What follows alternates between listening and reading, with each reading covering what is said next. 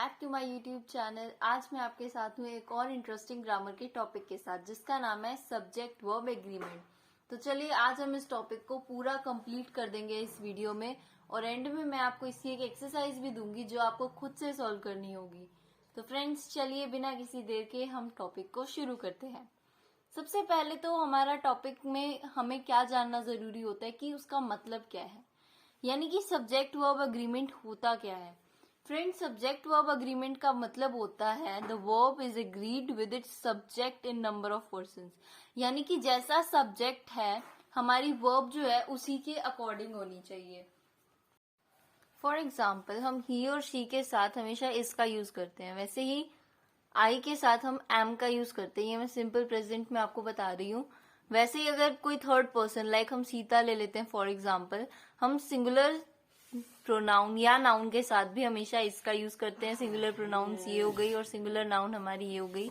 और वैसे ही प्लूरल के साथ हम हमेशा आर का यूज करते हैं, जैसे कि दे आर। तो फ्रेंड्स ये हमारा सब्जेक्ट वर्ब एग्रीमेंट का फर्स्ट रूल। अब हम चलते हैं सेकेंड रूल की तरफ। हमेशा डू, डज या डिड के साथ वर्ब के फर्स्ट फॉर्म का ही हम यूज करते हैं। फ्रेंड्स हम जानते हैं कि हम डू और डज का यूज सिंपल प्रेजेंट टेंस में करते हैं, वहीं डिड का यूज हम सिंपल पास्ट टेंस में करते हैं। डज का यूज हम हमेशा सिंगुलर सब्जेक्ट के साथ करते हैं और डू का यूज हमेशा प्लूरल सब्जेक्ट के साथ। डिड का यूज हम दोनों में से सिंगुलर या प्लूरल किसी भी सब्जेक्ट के साथ कर सकते हैं, लेकिन ये पास्ट टेंस में यूज होता है। और इन तीनों के साथ ही हमेशा वर्ब की फर्स्ट फॉर्म का यूज करते हैं हम। अब इसका थर्ड रूल है, जब भी किसी सेंटेंस में प्रे या विश कर रहे हैं हम, तो ओनली वर्ब की फर्स्ट फॉर्म का ही हम यूज करते हैं। वहां पे ये कोई मैटर नहीं करता कि हमारा जो सब्जेक्ट है वो सिंगुलर है या फिर प्लूरल है। हमें सिर्फ ये पता देखना होता है कि वो प्रेयर चल रही है या कोई विश चल रही है, तो वहां पे ओनली वर्ब की फर्स्ट फॉर्म ही आएगी। For example God save the king, यानी कि जो प्रभु है वो राजा की रक्षा करे। यहाँ पे हम प्रे कर रहे हैं भगवान से कि जो गॉड है वो हमारी राजा की रक्षा करे, तो यहाँ पे हमने वर्ब की फर्स्ट फॉर्म का यूज किया है। नेक्स्ट, मोडाल्स टेक वर्ब की फर्स्ट फॉर्म। फ्रेंड्स जैसे हम डू, डज या डिड के साथ हमेशा वर्ब की फर्स्ट फॉर्म का यूज करते हैं, वैसे मोडाल्स के साथ भी हमेशा ही वर्ब की फर्स्ट फॉर्म का यूज होता है। जैसे कि Radhika can sing a song, यानी कि राधिका एक गाना गा सकती है। यहाँ पे जो कैन है वो एक मोडाल है, और मोडाल्स के साथ जैसे हमने भी पढ़ा कि वर्ब की फर्स्ट फॉर्म का ही यूज होता है, तो यहाँ पे सिंग आया है। नेक्स्ट, सपोजिशनल सेंटेंस या फिर कोई भी इमेजिनेटिव सेंटेंस आ जाता है तो वहां पे वर का यूज होता है। फ्रेंड्स जो वर है वो वैसे तो पास्ट टेंस में यूज किया जाता है प्लूरल को शो करने के लिए, लेकिन जब भी हम किसी सपोजिशनल सेंटेंस या इमेजिनेटिव सेंटेंस की बात करें, यानी कि वो सेंटेंस जिसमें हम कुछ मान लेते हैं, कुछ इच्छा जाहिर करते हैं, वहां पे हमेशा वर्ब का ही यूज होता है।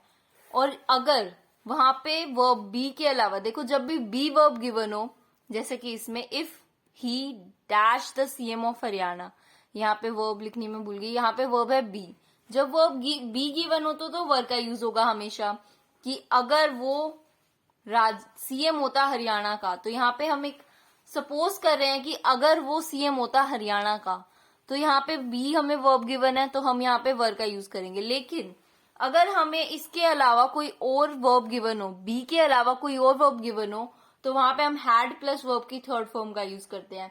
फ्रेंड्स याद रखिए सपोजिशनल सेंटेंस में ही ऐसा होता है कि जब हमें वर्ब बी गिवन हो तो हम वो का यूज करते हैं, अदरवाइज बी के अलावा कोई भी वर्ब गिवन हो हमें तो हम हैड प्लस वर्ब की थर्ड फॉर्म का यूज करते हैं।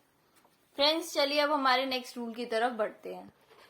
रूल नंबर 6, जब भी दो सब्जेक्ट्स के बीच में as well as, along with, but, like and not, rather than, nothing but, accompanied by, guided by, led by या फिर except, इनमें से कोई भी वर्ड जो यहाँ पे गिवन है, इनमें से कोई भी वर्ड जब आ जाता है दो सब्जेक्ट्स के बीच में, तो जो वर्ब है, जो वर्ब का हम यूज करते हैं वो पहले सब्जेक्ट के अकॉर्डिंग करते हैं। जैसे I like Mohan blank a student. Friends जब भी यहाँ पे हमें वर्ब नहीं गिवन होती तो हम बी ही मानते हैं कि हमें बी वर्ब गिवन है।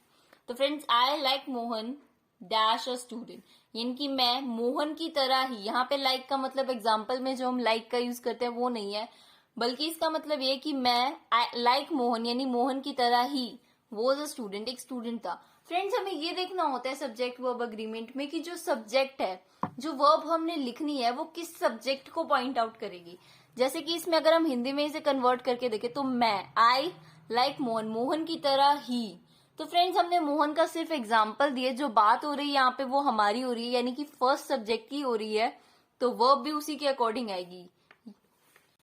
फ्रेंड्स अब हम चलते हैं हमारे 7th रूल की तरफ। तो 7th रूल कहता है कि जब भी दो सब्जेक्ट्स के बीच में neither nor, either or, no not only but also या फिर नन बट, इन चारों में से कोई भी वर्ड आ जाता है तो जो सब्जेक्ट हमें बाद में गिवन है वर्ब उसी के अकॉर्डिंग आएगी। जैसे कि ईदर द बॉयज और the Harsh blank not working. तो यहाँ पे देखिए इधर और आ गया, तो जो हमारा फर्स्ट सब्जेक्ट है वो तो है द बॉयज और जो सेकंड सब्जेक्ट है वो है हर्ष। तो फ्रेंड्स जो हमारा वर्ब है वो हमें सब्जेक्ट के अकॉर्डिंग लगाना है जो कि बाद में आया। जो हमारा बाद में आया है हर्ष, तो हर्ष के अकॉर्डिंग यहाँ पे क्या आ जाएगा, इज। तो इधर द बॉयज और the Harsh is not working. हमारा नेक्स्ट रूल है, if one article is used for two separate nouns और pronouns then the subject will be considered singular. If two articles are used then the subject will be plural. यानी कि जब एक ही article दो अलग अलग nouns या प्रोनाउंस को रिप्रेजेंट कर रहा है तो जो हमारा वर्ब है वो सिंगुलर आएगा, यानी कि जो सब्जेक्ट है वो उसे एज अ सिंगुलर माना जाएगा। लेकिन जब दो आर्टिकल्स गिवन हो, यानी कि दो सेपरेट नाउन्स के लिए दो अलग अलग आर्टिकल्स गिवन है, आर्टिकल्स यानी कि ए एंड द।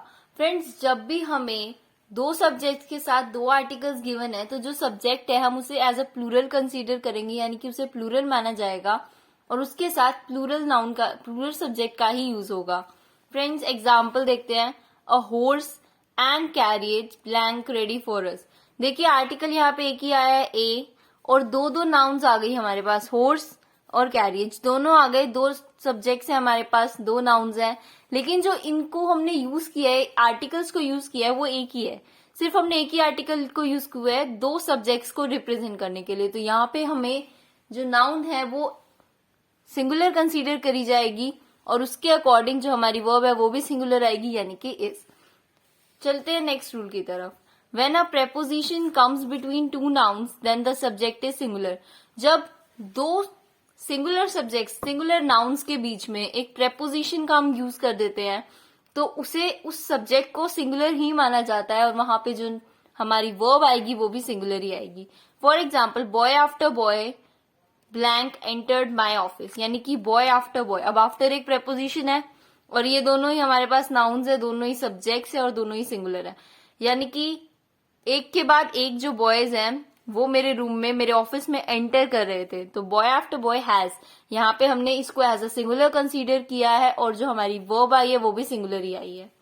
अब हमारा next rule, if the two nouns are formed as singular noun then the subject will be singular. यानी कि हम दो नाउन्स को एक सिंगुलर ही कंसीडर कर रहे हैं। ऐसे दो नाउन्स जो हमेशा सिंगुलर में ही कंसीडर होते हैं, जो हमेशा साथ में ही यूज किए जा सकते हैं एज अ सिंगुलर नाउन, उनके साथ हम हमेशा सिंगुलर वर्ब का ही यूज करते हैं। जैसे age and experience blank must, यानी कि एज और एक्सपीरियंस दोनों ही जरूरी हैं। यहाँ पे इज आएगा क्योंकि हमने इन दोनों को एज अ सिंगुलर यूज किया है। इसका एक और एग्जाम्पल है, rise and fall is part of life, यानी कि उठना गिरना जिंदगी का एक हिस्सा है। फ्रेंड्स यहाँ पे इन दोनों को भी सिंगुलर ही कंसीडर किया जाएगा। इसका मैं आपको एक और इजी एग्जाम्पल देती हूँ, ब्रेड एंड बटर।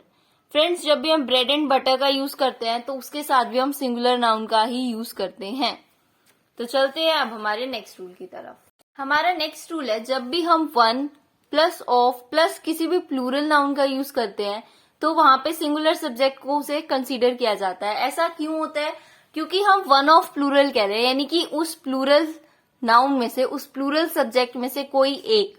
तो यहाँ पे हम बात तो सिर्फ वन की कर रहे हैं, इसीलिए हम सिंगुलर सब्जेक्ट का ही यूज करते हैं। उसे एक सिंगुलर सब्जेक्ट माना जाता है और उसके साथ हमेशा सिंगुलर वर्ब का ही यूज होता है। For example, one of the students is taking rest, यानी कि जो स्टूडेंट्स हैं, देखिए स्टूडेंट्स यहाँ पे प्लूरल है लेकिन उनमें से सिर्फ एक student, one of the students, तो यहाँ पे बात किसकी हो रही है? सिर्फ एक स्टूडेंट की बात हो रही है, इसीलिए यहाँ पे हमने इसका यूज किया है। One of the students is taking rest.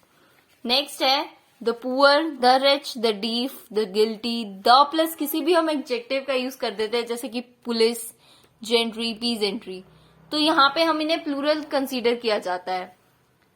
जैसे कि हम एग्जाम्पल ले लेते हैं, the police blank cot the thief. अब हमने अभी भी बताया कि जो पुलिस है, police, the gentry, the peasantry, the infantry, in words को हमेशा ही एज अ प्लूरल कंसीडर किया जाता है। द जेंट्री होता है, द जेंट्री का मतलब होता है कि जो भी ऊंची कास्ट वाले लोग होते हैं, जो भी रिच पीपल्स होते हैं, जो जेंटलमैन होते हैं, उनका एक ग्रुप। ऐसे ही द पीजेंट्री, पीजेंट्स कौन होते हैं? किसान। तो जो द पीजेंट्स का मतलब हो जाता है जितने भी किसान है उनका ग्रुप।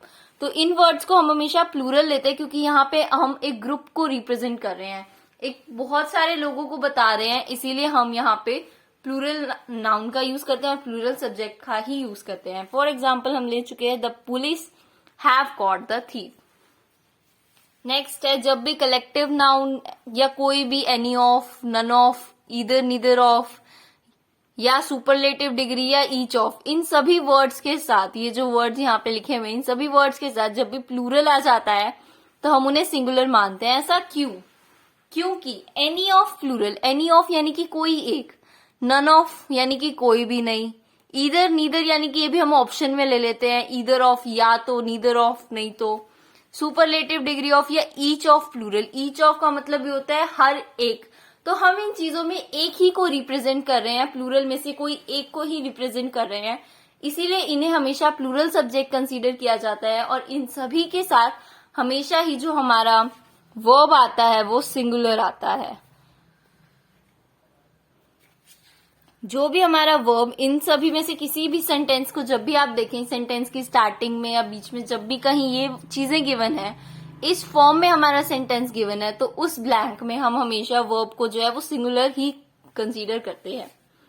हमारा नेक्स्ट रूल है, कुछ वर्ड्स हैं ऐसे जिनके साथ जो हमेशा ही सिंगुलर होते हैं लेकिन हम इनमें कंफ्यूज हो जाते हैं, जैसे कि news, innings, much, politics, measles, mumps, mathematics, physics, accounts. और भी ऐसे बहुत से वर्ड्स हैं जिनके लास्ट में एस आता है लेकिन वो प्लूरल नहीं होते, वो सिंगुलर ही होते हैं और हम इनमें कंफ्यूज हो जाते हैं। इसीलिए मैंने आपको यहाँ पे कुछ वर्ड्स इनमें से लिख के दिखाए हैं। इन सभी वर्ड्स के साथ हम हमेशा सिंगुलर वर्ब का ही यूज करते हैं। हमारा नेक्स्ट रूल है, जब भी इंडेफिनिट नंबर यानी कि जिस नंबर को हम नाप नहीं सकते, काउंट नहीं कर सकते, उसके साथ plus of plus singular noun given हो तो वो सिंगुलर सब्जेक्ट माना जाता है। और जब इंडेफिनिट नंबर के साथ प्लस ऑफ और प्लस में प्लूरल नाउन गिवन हो तो वो प्लूरल सब्जेक्ट माना जाता है। अब कैसे समझते हैं एग्जाम्पल के साथ। Half of glass is empty. Friends half, अब ग्लास का हाफ, अब ग्लासेस तो हमें नहीं गिवन यहाँ पे कि कौन सा ग्लास है, कितनी लेंथ है ग्लास की, तो हम हाफ यहाँ पे एक इंडेफिनिट नंबर की तरह है, हम इसको काउंट नहीं कर सकते। तो हाफ प्लस ऑफ आ गया प्लस ग्लास, ग्लास एक ही ग्लास है तो सिंगुलर नाउन है, इज एम्प्टी। तो यहाँ पे हमने इसका यूज किया, क्यों? क्योंकि सिंगुलर नाउन है, इंडेफिनिट नंबर आ गया हमारे पास, प्लस ऑफ आ गया प्लस सिंगुलर नाउन आ गई, तो हमारे जो वर्ब हो गई वो भी हो गई सिंगुलर। अब नेक्स्ट एग्जाम्पल देखते हैं, half of the boys are present, यानी कि जितने भी बॉयज थे, द बॉयज प्लूरल है हमारे पास, ऑफ वियर हाफ, यहाँ पे भी हाफ इंडेफिनिट नंबर है, तो half of the boys indefinite number plus of plus plural noun आ गया, तो यहाँ पे जो हमारा सब्जेक्ट है वो प्लूरल बन गया। और इसी के साथ हम प्लूरल वर्ब का यूज करेंगे जो कि है आर, तो half of the boys are absent. अब है ये हमारा last rule, for distances, weight, heights और amounts of money we use a singular verb. यानी कि जब भी हमें डिस्टेंसेस गिवन है, यानी कि किलोमीटर्स गिवन है कि 4 miles is not a long distance, या वेट्स गिवन है, हाइट्स गिवन है या मनी गिवन है, तो हम उन्हें सिंगुलर सब्जेक्ट कंसीडर करते हैं और उनके साथ हमेशा ही सिंगुलर वर्ब का यूज होता है। फ्रेंड्स यहाँ पे हमारे सब्जेक्ट वर्ब एग्रीमेंट कंप्लीट हो चुका है टॉपिक, और अब एक इसकी एक्सरसाइज है। ये अब सब्जेक्ट वर्ब एग्रीमेंट की एक एक्सरसाइज है जिसमें 10 फिलअप्स हैं, आपको ये सॉल्व करनी है और नेक्स्ट वीडियो में मैं आपको इसके आंसर्स बताऊंगी। फ्रेंड्स यहाँ पे हमारा ये टॉपिक कंप्लीट हो चुका है, तो अगर आपको मेरा ये वीडियो अच्छा लगा हो then please hit the like button, and for more videos do subscribe to my YouTube channel. Thanks for watching this video.